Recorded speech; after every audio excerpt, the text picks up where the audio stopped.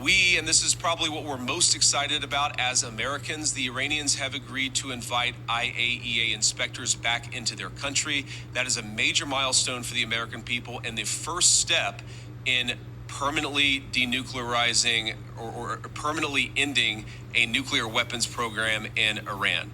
And that's exactly what we wanted to do. That's exactly what we asked to happen. We made a lot of great progress on other nuclear talks. You can't help but find great irony in this. Number two, a huge breakthrough. A huge breakthrough. IAEA weapons inspectors Iran has agreed to them. Yeah. Just like they did under Barack Obama, just like they were doing until Donald Trump kicked them out and blew up the deal in his first term.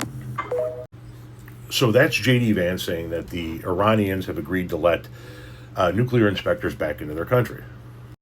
And this is Donald Trump posting about that. Despite their protestations and false statements to the contrary, coupled with the drumbeat of the fake news, which is doing everything possible to make the U.S. victory as small and insignificant as possible, Iran has fully and completely agreed to highest-level nuclear inspections long into the future. Infinity! 3 exclamation points. This will ensure nuclear honesty, blah, blah, blah, blah, blah, blah, blah. Here's the problem with that. The Iranians say we didn't agree to anything like that. Iran says no new commitments on nuclear sites after Vance says inspectors to be invited back. Iran has denied a claim by Vice President J.D. Vance that it will allow nuclear inspectors back into the country after the first round of talks between Washington and Tehran to reach a final deal to end the war. Following negotiations in Switzerland, Vance said discussions with the Internal Atomic Energy Agency, otherwise known as the IAEA, could be happening as soon as today. But Iran's foreign ministry told state media that Tehran had made no new commitments on nuclear inspections.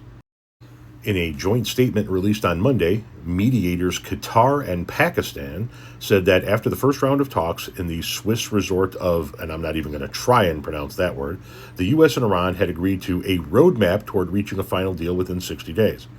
Vance described the talks as having laid a very good foundation.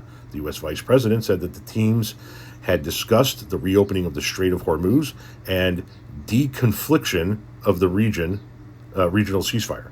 The 60-day sanctions waiver issued by the U.S. Treasury on Monday dismantles central pillars of Washington's long-running embargo, which has historically choked off Tehran's economy. The emergency license authorizes the production, sale, and delivery of Iranian crude and petrochemicals until 21st of August. Iranian oil can even be imported directly into the United States under the sanctions relief. It unlocks banking transactions, insurance and transportation, and does away with the complex networks that Iran has previously used to sell crude.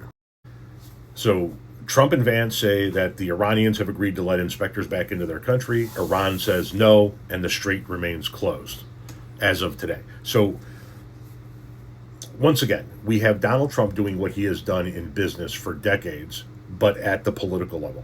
He creates a narrative that he needs to be true and puts it out in the sphere. And back when he was doing business in New York and he wasn't in politics, he could bully people into making that a reality, right? He would put out something on somebody that wasn't true, and those people didn't want the Donald J. Trump smoke, so they just backed off and went along with it, and then he was able to create his own reality. He can't do that when dealing with world leaders.